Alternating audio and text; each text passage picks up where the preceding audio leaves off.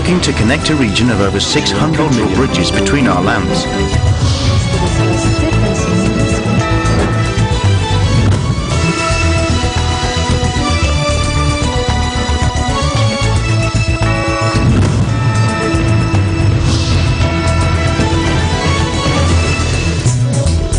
Hello and welcome to ASEAN in Focus. I'm Maricar Velasco, delivering to you the latest news in and around the ASEAN region. On today's headlines, the Department of Labor and Employment, or DOLE, said it is ready to repatriate some 50,000 overseas Filipino workers from areas affected by the bombing of oil plants in the Kingdom of Saudi Arabia in case the condition there worsens. UN investigators called Tuesday for an expert evaluation of whether Myanmar's civilian leader Aung San Suu Kyi can be legally implicated in the abuses committed against the country's Rohingya minority. Plant-based meals tests meat-heavy Southeast Asian cuisine.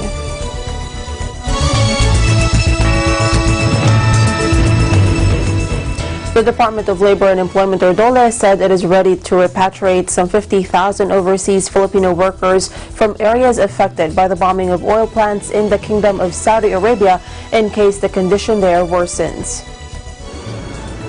Labor Secretary Silvestre Bello III noted that they are still assessing the possible implications on the safety and security of Filipino workers there.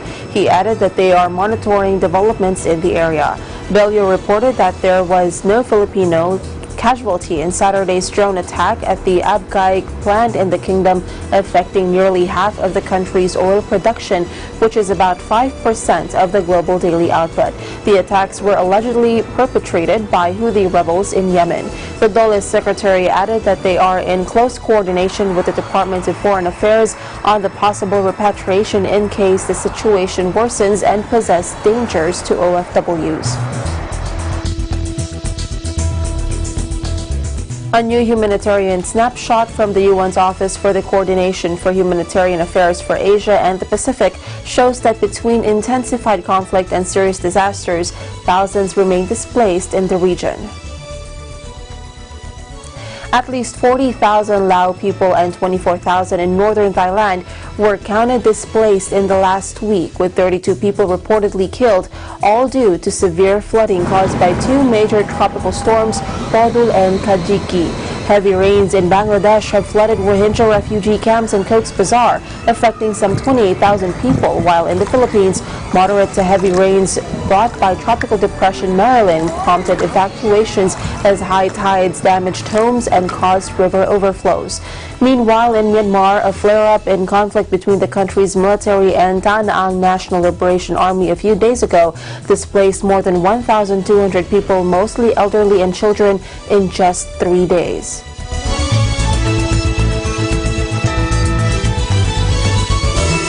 Fifteen people, including children, were killed Tuesday in the southern Philippines when the flatbed truck they were riding in plummeted into a ravine, police said. Doon po siya nahulog. The vehicle was bringing about 30 people from a trip to the beach when the driver lost control near the town of Tiboli in the latest deadly crash on the nation's dangerous roads. Tiboli Town Police investigator George Tabayan told media, based on eyewitness accounts, the truck lost its brakes. They will conduct further investigations on the actual cause.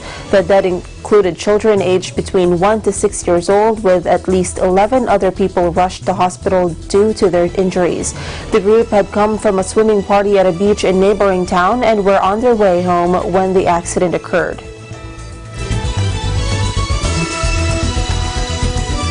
President Rodrigo Duterte is confident that newly appointed Bureau of Corrections Chief Gerald Bantag will clean up the agency, being a former regional director of the Bureau of Jail Management and Penology. In a press briefing Tuesday, Duterte said he hopes Bantag would not commit irregularities. There is no conviction yet. He knows his business. Yung lahat ng nangyari, wag mong gawin. Yun lang. Okay. All the things that you have observed along the way, all the things that are being obnoxious or repugnant to the public, huwag mong gawin.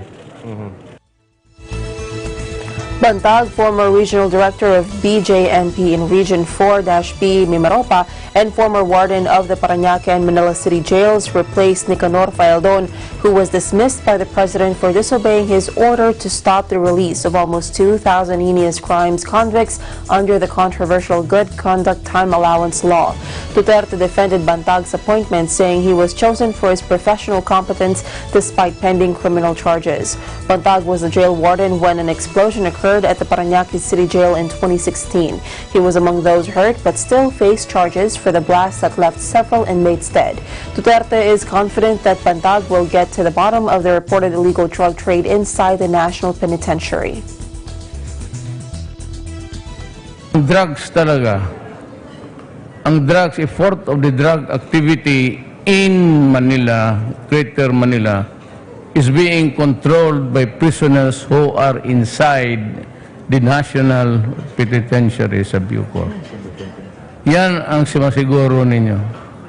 And everybody who has been there, who had the chance to be the manager there, hirap na hirap. So, tingnan ko.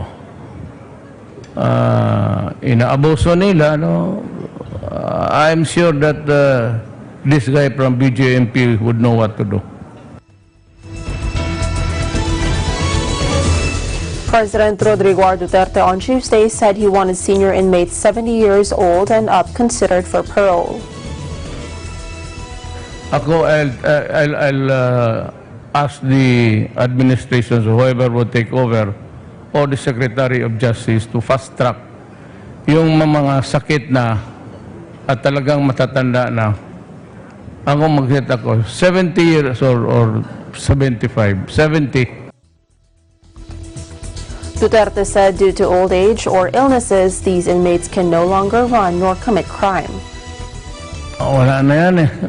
Lalo na yung mga 80s, so what's the use of keeping them there? His statement was in response to questions whether he would consider the release of elderly inmates at the new Bilibid prison amid the issue on the early release of some heinous crimes convicts under the Good Conduct Time Allowance law. Duterte earlier set an ultimatum for some 2,000 heinous crimes convicts who were released under the GCTA law to surrender. Sa ako, sinabi ko, I will just set the timeline, and then the 1 million prize is available to those who can capture them dead or alive.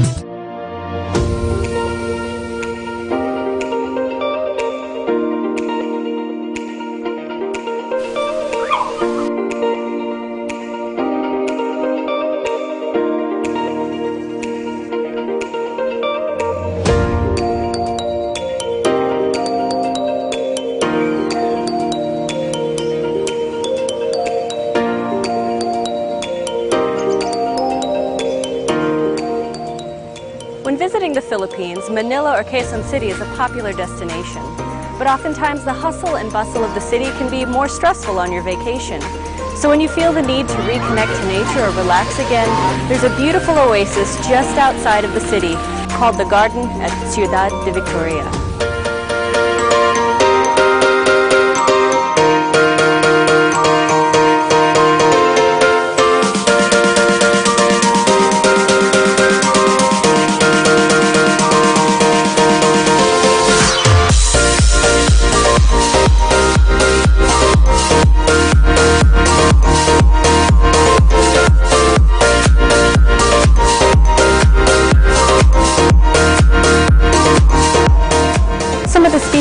you can see here include hydrangea, snapdragon, and stargazers. They're truly beautiful.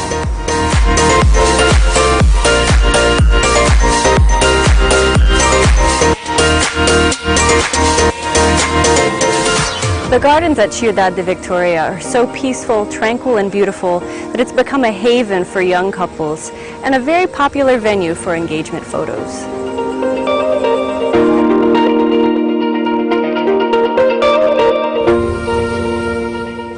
The next time you want an escape from the big city, the garden at Ciudad de Victoria is a wonderful place to visit.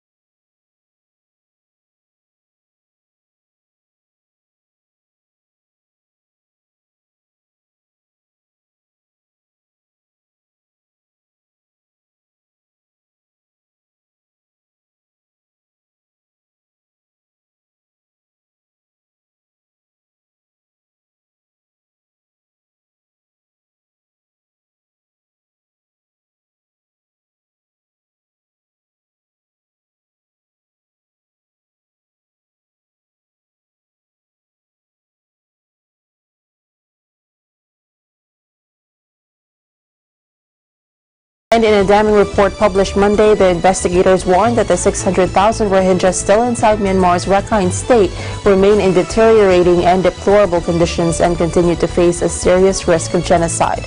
The experts told the Rights Council on Tuesday that they had a confidential list of some 150 names, including officials suspected of being involved in genocide, crimes against humanity, and war crimes.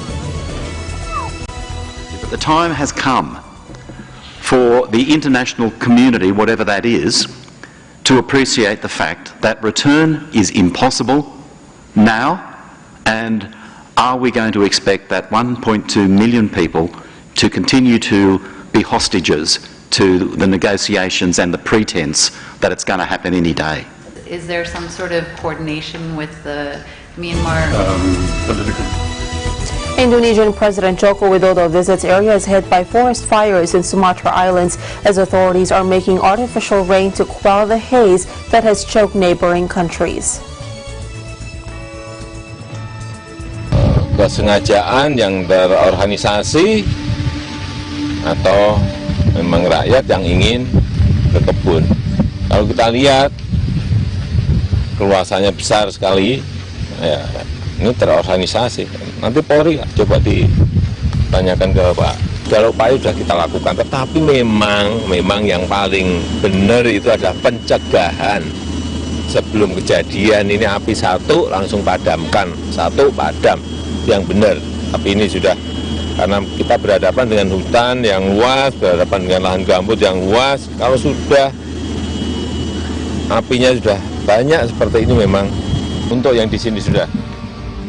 Apalagi di daerah gambut seperti sekarang lebih sulit lagi, kelihatan sudah pada bawahnya masih apinya menganga. Yang kedua, tindakan Polri maupun KLH nanti kita lihat fotonya ini dari 1 bulan, lebih dari 1 bulan. Kalau sudah kejadian sulit memadamkan. Ada di sini sudah berapa hari, sudah ditangani langsung, dan alhamdulillah di Indra ASEAN and the International Atomic Energy Agency, or IAEA, signed practical arrangements in Vienna yesterday to promote cooperation in nuclear science and technology, applications, nuclear safety, security, and safeguards. Secretary General of ASEAN Dato Lim Jokoy and Acting Director of the IAEA Cornel Feruta signed the practical arrangements at the sidelines of the 63rd IAEA Annual Regular Session of General Conference at the IAEA headquarters in Vienna. The signing was also attended by ASEAN ambassadors in Vienna, members of the ASEAN Network of Regulatory Bodies on Atomic Energy, and the IAEA officials.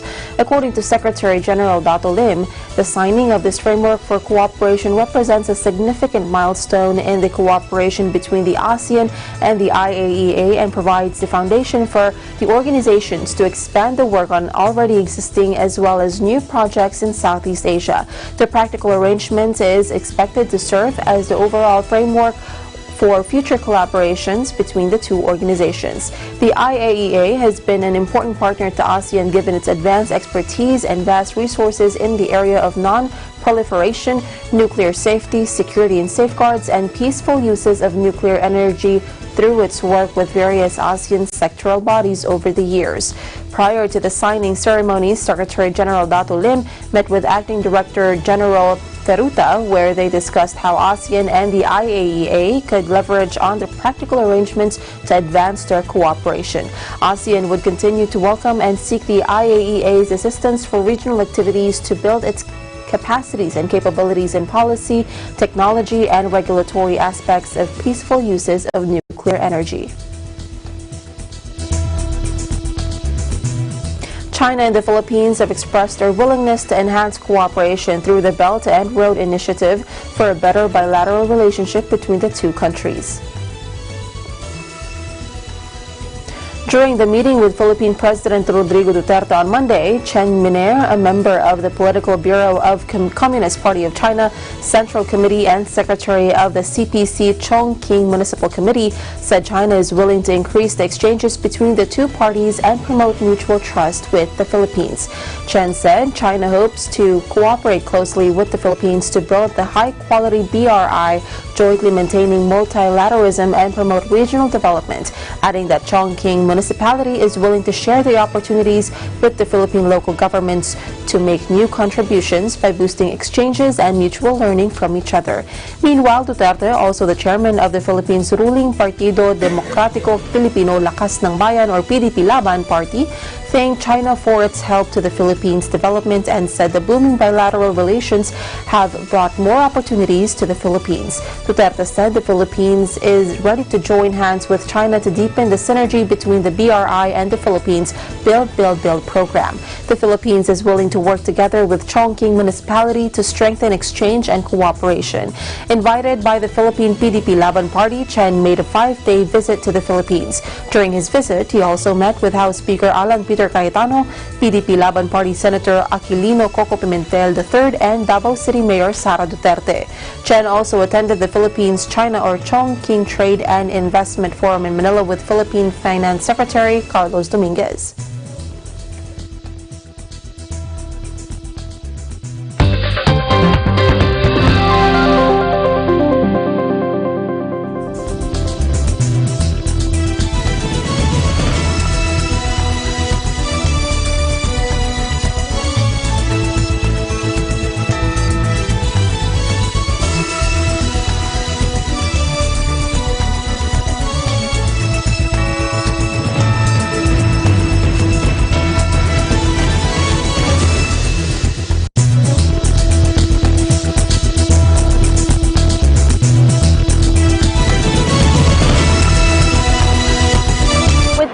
White sandy beaches that stay cool to touch even on the hottest summer days, blue-green ocean waves, and the warm ocean breeze.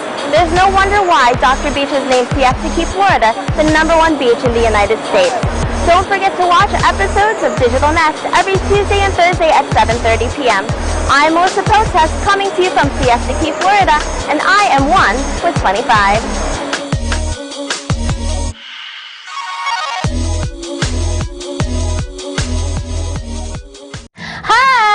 I am Teacher Sally, and this is Kid Kwento, one of Net25 Kids' online shows. Kid Kwento is now on TV. You can watch us every Monday, Wednesday, and Friday at 4 to 4:30 p.m. Also watch Anong Sa Inyo with Ate DJ every Tuesdays and Thursdays at 4 to 4:30 p.m. Sa Kid Kwento, ang aming motto ay, let's all read to succeed! Hooray! Kita-kita tayo ha! Bye-bye!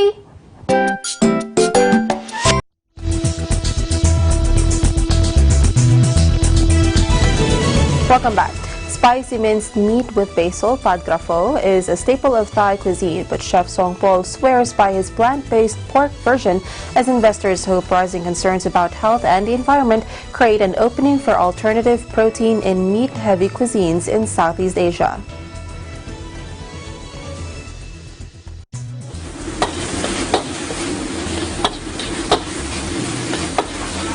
Stir fry with the water and then we strain out.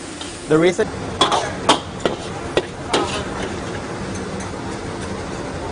but we can do the lard salad as well. It's a very nice one. If you can see from the colors, it has a real color texture, a little bit pink, the same like you have the fleshiness from the pork. Ooh.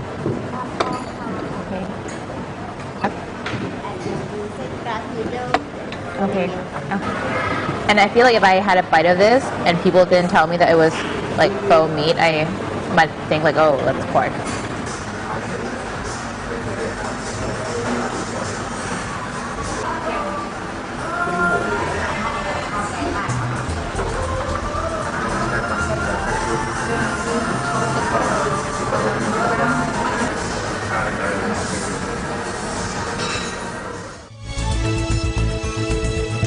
And that is the latest news in the Southeast Asian nations. Stay updated about the ASEAN region. I'm Maricar Velasco and I'm 1 with 25.